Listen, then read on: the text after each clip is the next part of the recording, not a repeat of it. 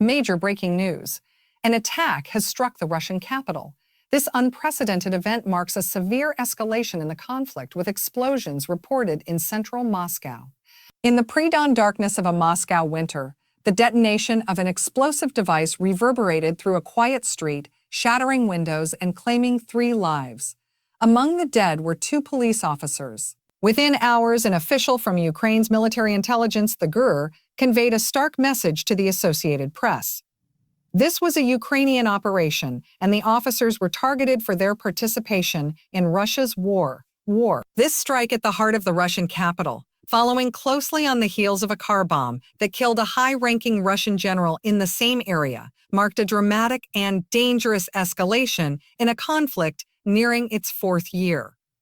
It was a visceral demonstration that the war, once confined to the battlefields of Donbas and the cities of Ukraine, now held the potential for violence to penetrate the core of Russian power.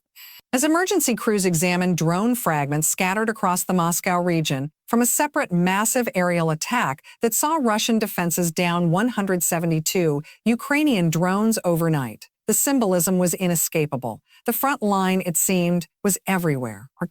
This eruption of violence in Moscow unfolded against the most delicate diplomatic backdrop since the invasion began.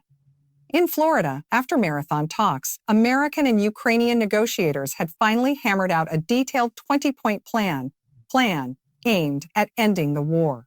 Ukrainian President Volodymyr Zelensky, in an unprecedented briefing, revealed the contours of this draft proposal, which was simultaneously being presented to Russian envoys for review. The plan represented a monumental effort to bridge seemingly unbridgeable gaps, intertwining security guarantees with complex economic and political compromises. At its most contentious heart lay the future of Ukraine's eastern Donbas region, where Russia has captured most of Luhansk and about 70% of Donetsk and continues to insist Ukraine relinquish the remaining territory. The American proposal sought to break this deadlock with a novel concept, transforming these war-torn areas into a demilitarized free economic zone, monitored by international forces. President Zelensky emphasized that any such arrangement would be contingent upon a national referendum, placing the ultimate decision in the hands of the Ukrainian people.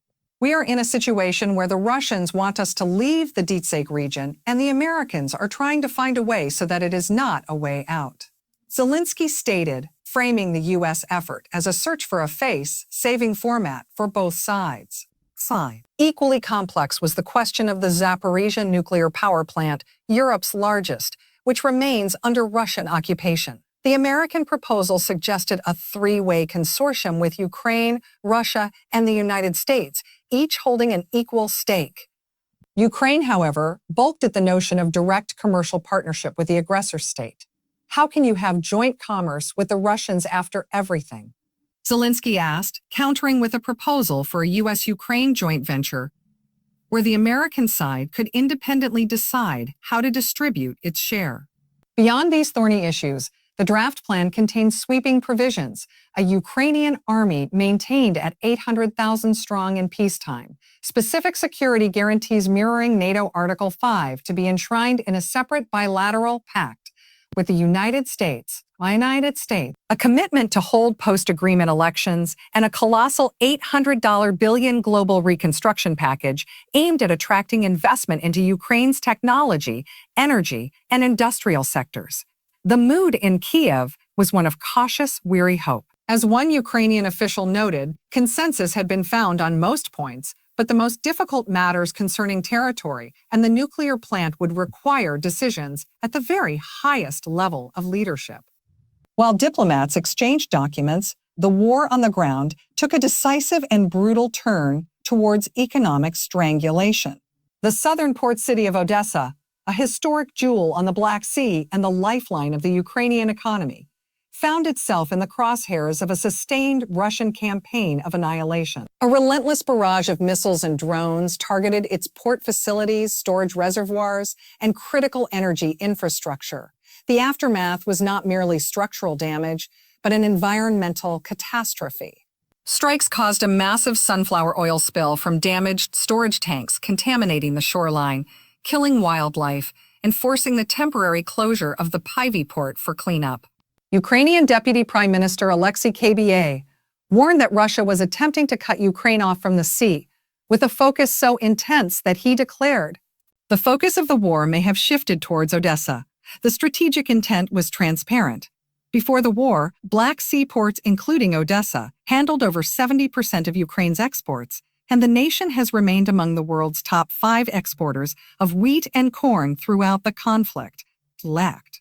By systematically destroying this gateway, Moscow aims to shatter Ukraine's economy, choke off its foreign currency earnings, and break its resilience. President Zelensky accused Russia of sowing chaos and trying to restrict Ukraine's maritime access in retaliation for Ukrainian drone attacks on Russia's so-called shadow fleet of tankers used to circumvent oil sanctions. The economic warfare was two-way and expanding.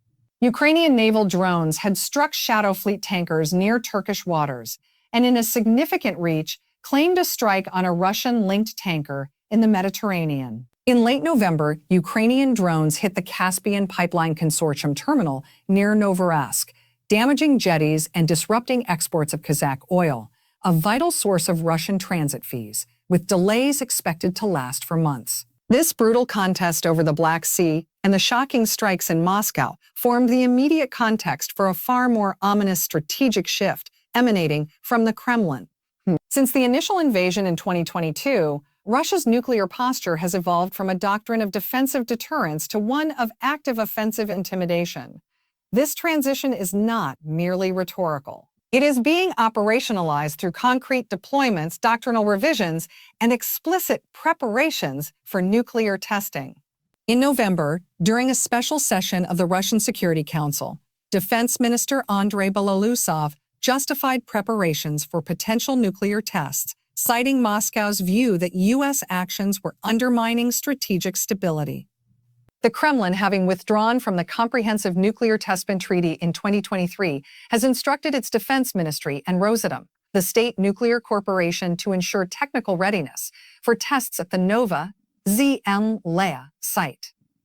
As retired Colonel McCall Cotterin noted, such tests with kiloton-class devices require minimal preparation and could serve both as a potent strategic signal and as technical preparation for the combat employment of nuclear munitions. This saber-rattling is accompanied by a relentless showcase of new delivery systems, such as the nuclear-powered Burestic missile and the Poseidon underwater drone, which President Vladimir Putin has hailed as unique and uninterruptible. Many analysts view the timing of these announcements as more significant than the weapons themselves, interpreting them as a calibrated response to Western pressure and a reflection of Moscow's frustration. The theoretical framework for this escalation is being articulated by Kremlin-aligned security experts who argue that traditional defensive nuclear posturing has failed to deter Western support for Ukraine. Figures like Dmitry Trenin, Sergei Kuragинov, and Dmitry Suslov contend that to coerce the West into negotiations, Russia must instill tangible fear by demonstrating a credible readiness for nuclear use, even contemplating limited strikes against states supporting Ukraine. This concept of escalate to de-escalate finds practical expression in the professional military literature. Retired Major General Vyacheslav Kruglov emphasizes maintaining maximum readiness of nuclear forces, while Admiral Alexander Moisev has theorized about the selective limited use of sea-based non-strategic nuclear weapons against an aircraft carrier group or critical maritime infrastructure as a means to compel de-escalation without triggering a full strategic exchange. State Duma Deputy Andrei Zherov has publicly argued that nuclear use does not necessarily lead to Armageddon, stressing the distinction between tactical and strategic weapons and asserting that credible nuclear employment would strengthen Russia's international position. This dangerous theory is being translated into a disking reality on NATO eastern flank in Buris. Since 2022, Russia has systematically constructed the infrastructure for a forward-based nuclear capability. Satellite imagery reveals hardened shelters, ammunition storage, and barracks near Isipovichy for the nuclear-capable Iskander Miles systems of the 465th Missile Brigade. A short railway line connects this site to a modernized 12th Gumo repair and maintenance base, a potential storage site for tactical nuclear warheads. Joint Russian-Belerian exercises in 2024 rehearsed a wartime 30-minute decision-to-employment cycle with nuclear munitions prepositioned near launch platforms for immediate use. The escalation continued with the announcement of plans to deploy the new Orchnik intermediate-range ballistic missile to Belarus.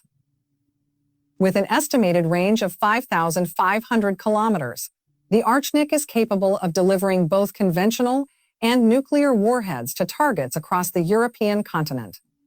Construction is already underway at a site in the Slutsk district south of Minsk designed to host this system. While framed by Minsk and Moscow as a defensive measure for the Union state, the forward deployment of combat-ready nuclear assets during an active war represents one of the most provocative shifts in European security since the Cold War. Crucially, targeting an employment authority rests solely with the Russian military political leadership. Belarus plays a secondary enabling role, allowing Moscow to distribute political responsibility while retaining ultimate control. This physical deployment is codified in Russia's updated nuclear doctrine, approved in November 2024. The revised Basic Principles of State Policy on Nuclear Deterrence significantly lowers the threshold for use and expands the range of potential adversarial conditions. It now explicitly covers attacks on Belarus as a potential trigger for a Russian nuclear response and broadens the definition of an adversary to include coalitions of states or any country supporting actions against Russia. A clear reference to NATO and Ukraine's backers.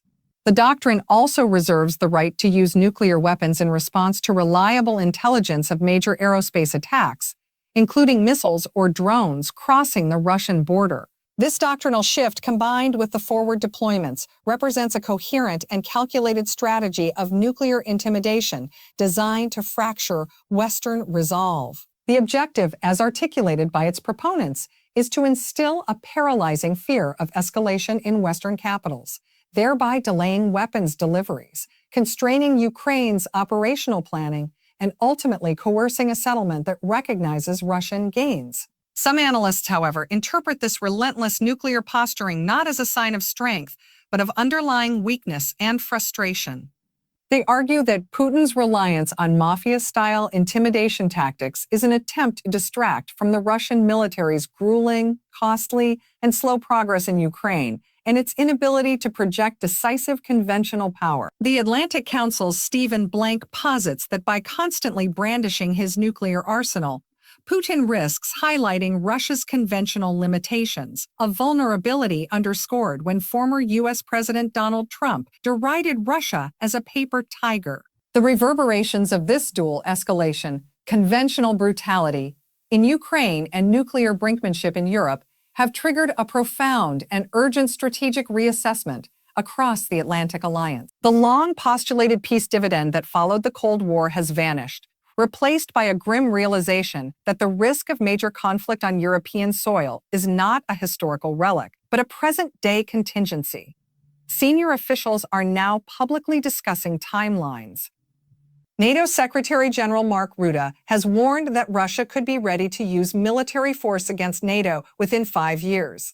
A assessment echoed by German Foreign Minister Johann Waderl, who cited intelligence suggesting Moscow is keeping open the option of war against NATO by 2029 at the latest. In the Baltic states, the consensus is even more immediate, with fears an attack could come within 3 years. This recognition has forced a fundamental shift in NATO military planning, moving from a posture of forward presence to one of forward defense.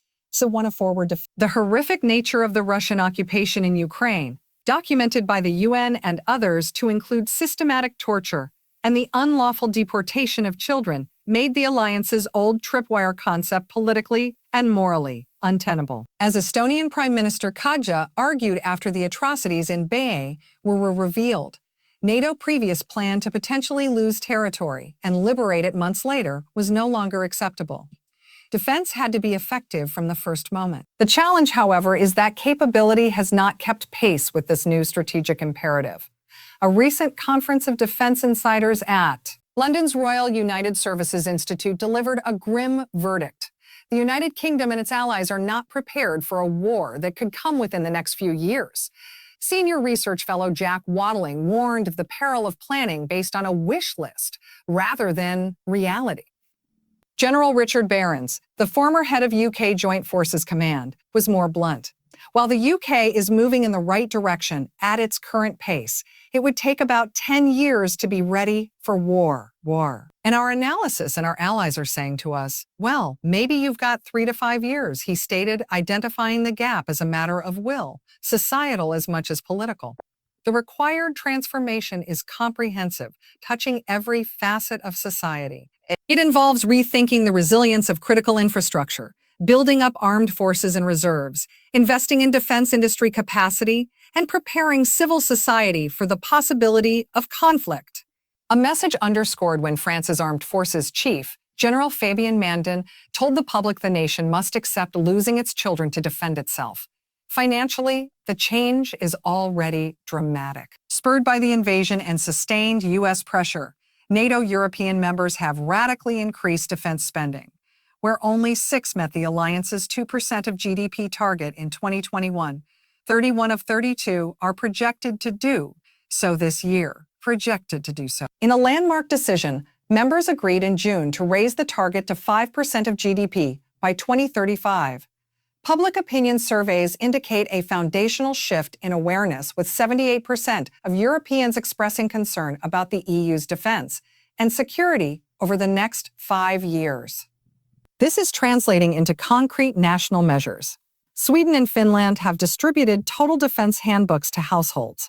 Lithuania, Latvia, and Sweden have reintroduced conscription, and Germany, Poland, and others have launched voluntary military training programs at the nuclear level. European powers are also adjusting. In a significant move, France and the United Kingdom issued the Northwood Declaration in July 2025, stating that there is no extreme threat to Europe that would not prompt a response by our two nations, and that their independent nuclear forces can be coordinated and contribute significantly to the overall security of the alliance. This represents a conscious effort to bolster the European pillar of nuclear deterrence amid concerns over U.S. commitment and the stark Russian threat. Beneath the surface of Russian military pressure and nuclear threats, a deeper historical dynamic is at work. One that suggests the Kremlin's position may be less secure than its aggressive posture implies. Analysts drawing parallels with Russia's past see the war in Ukraine not as a triumphant reclamation, but as the latest manifestation of an imperial trap, a pattern where overconfident Russian leaders launch wars of conquest only to be ground down by unforeseen resistance, international opposition, and the internal weaknesses of their own system. The Crimean War, 1853-56. The Russo-Japanese War, 194 Tafav, and the Soviet-Afghan War, 1979-88, all serve as potent analogies. In each, Russia underestimated its foe, downplayed the risk of foreign involvement, and eventually found the economic and human costs unsustainable, leading to military defeat, and in several cases, profound internal political upheaval. President Vladimir Putin's invasion has followed a disturbingly similar script of hubris. The Kremlin expected a rapid capitulation in Chef, not a years-long war of attrition. It anticipated Western sanctions, but not their durability or the extent of military support for Ukraine. While the Russian state has shown a grim capacity to adapt, shifting to a war economy, leveraging global partnerships to bypass sanctions, and recruiting soldiers through financial incentives rather than a general mobilization. These are mitigating actions, not solutions to structural flaws. The strains are accumulating. Despite holding battlefield initiative, Russian advances have been glacial, often measured in meters, at a cost. Western intelligence estimates at upwards of 25,000 casualties per month and total casualties likely exceeding 1 million. This hemorrhaging of human capital exacerbates Russia's pre-existing demographic crisis, leading the state statistics agency to cease publishing monthly demographic data. The war economy, while producing drones and artillery shells at scale, is mortgaging the nation's future, diverting capital and labor from productive civilian sectors, and hollowing out long-term economic prospects. Perhaps most tellingly, the Kremlin's newfound willingness to engage in substantive diplomacy, as seen in the review of the U.S.-Ukrainian peace plan, may itself be a signal of underlying pressure. It suggests a desire to lock in gains at the negotiating table while the military situation remains favorable before the accumulating costs at home reach a destabilizing crescendo. This historical lens reveals a central paradox of the current moment. Russia appears simultaneously as an aggressive, intimidating power and as a state potentially snared in a long-term struggle. It cannot cleanly win or easily abandon. The immediate human and environmental toll of the war continues to mount in stark, painful detail. Beyond the headlines from Moscow and the negotiating rooms, the daily reality for Ukrainians is one of relentless bombardment and tragic loss. The sunflower oil spill fouling the shores near Odessa is just one incident in a systematic campaign against ecological and civilian infrastructure. In the diplomatic sphere, the human cost is reflected in points of the peace plan, calling for the immediate release of all prisoners detained since 2014 and the return of deported children and civilians.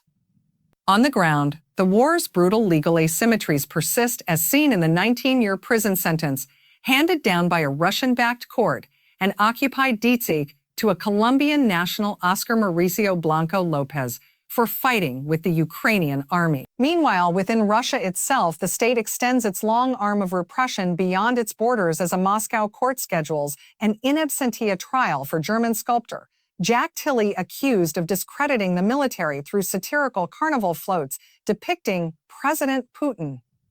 These disparate fragments, environmental damage, judicial repression, and cultural censorship, illustrate the war's totality, a conflict that spills across borders into ecosystems and into the very fabric of civil society. As December draws to a close, the competing vectors of escalation and diplomacy have created a moment of extraordinary tension and uncertainty. The successful Ukrainian drone and sabotage campaign reaching into central Moscow demonstrates a capability and a will to strike back directly at Russian symbols of authority, raising the stakes of the conflict to a new level. Concurrently, the existence of a detailed 20-point U.S.-Ukrainian peace plan, now awaiting a formal Russian response, provides the most concrete roadmap for ending the violence that has yet appeared. The two developments are inextricably linked. The military pressure applied by Ukraine is likely viewed in Kyiv as essential to securing a favorable diplomatic outcome. While the Kremlin may see its own escalation in Odessa and its nuclear posturing as leverage to extract concessions at the negotiating table, the international community holds its breath, watching to see whether the Russian response to the peace plan will be a serious counterposal or a flat rejection. The signals from the Russian public, as measured by state pollster VTM, suggest a populace weary of conflict, with a majority expecting the war to end in 2026 and linking hopes for a more successful year to its conclusion. This public sentiment may form an invisible boundary on the Kremlin's room for maneuver. The strategic landscape of Europe has been irrevocably altered. The alliance is stronger and more united in purpose than before the invasion, with Finland and Sweden now members and defense spending soaring. Yet, it is also more acutely aware of its vulnerabilities, racing to convert economic resources into credible military deterrence along a massively extended border with Russia. The nuclear shadow has lengthened, with Russian weapons stationed in Boris and Doctrine rewritten to threaten their use in a wider set of circumstances. The question that hangs over the continent is whether the current crisis will culminate in a precarious peace forged from difficult compromises, or whether the escalating actions, the strikes on ports and capitals, the nuclear deployments, the relentless attrition will precipitate a wider, even more catastrophic confrontation. The lessons of history caution that wars launched by imperial overreach often end in the exhaustion and transformation of the aggressor state. The imperative of the present is to manage a confrontation with a nuclear-armed power in a way that avoids a historic catastrophe while preserving the sovereignty of nations. In his Christmas address, President Zelensky sought to capture the weary resilience of his nation. It hardly matters what dishes are on the table. What matters is who is at the table. As the new year approaches, the world waits to see who will remain at the table of negotiation and at what price a seat can be secured. The strategic initiative along the front line, as declared by the Russian president, is being operationalized through a grinding, multi-pronged offensive that seeks to stretch and snap Ukrainian defenses. While the capture of individual settlements, the Russian military command is leveraging a broader military power advance to be the systematic approximation of 710,000 soldiers concentrated in the theater. Defense Minister Andrei Balov being reporting that over the past security buffer zone, Ukrainian forces have lost nearly 500,000 battles. Russian strike has zapped the nation's energy with constant pressure thermal power facilities. A key target of energy grids during winter transcends publicly acknowledged. It is a weaponization of participating in operations civilian, marking a profound industrial partnership in cities, Russia reports in. Power generation capacity has been reduced more than 410 under contract, and mobile sustaining the war effort without relentless pressure on the home technology and long-range drone strikes has dramatically increased, met by Russian air defense claims of a high interception rate. The Russian military is pushing for deeper integration of artificial intelligence and robotics. This focus extends to strategic weaponry with the imminent deployment of new systems like the Orchnik missile framed as essential for future security. However, this narrative of progress masks turbulent realities within the Russian power structure. The appointment of civilian economist Andrei Belousov as defense minister signaled systemic change, projecting an image of a pragmatic technocrat. Yet his celebrated commitment to truth was quickly tested and revealed to be a flexible instrument of statecraft. His true mission appears to be centralizing control, notably co-opting independent military bloggers to sanitize information flow.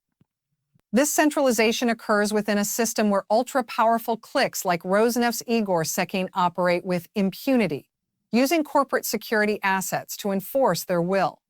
In this environment, Belousov's role is to optimize the war machine within a framework where corporate state entities wield quasi-sovereign power. Against this backdrop of internal intrigue, Russia's nuclear rhetoric serves as psychological warfare.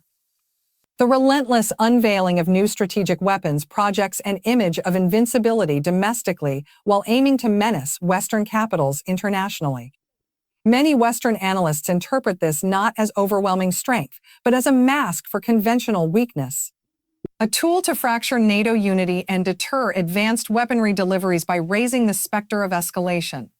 Europe's response has evolved into a grim, urgent adaptation. Intelligence assessments warning of a potential direct conflict within years have triggered a fundamental shift from forward presence to forward defense.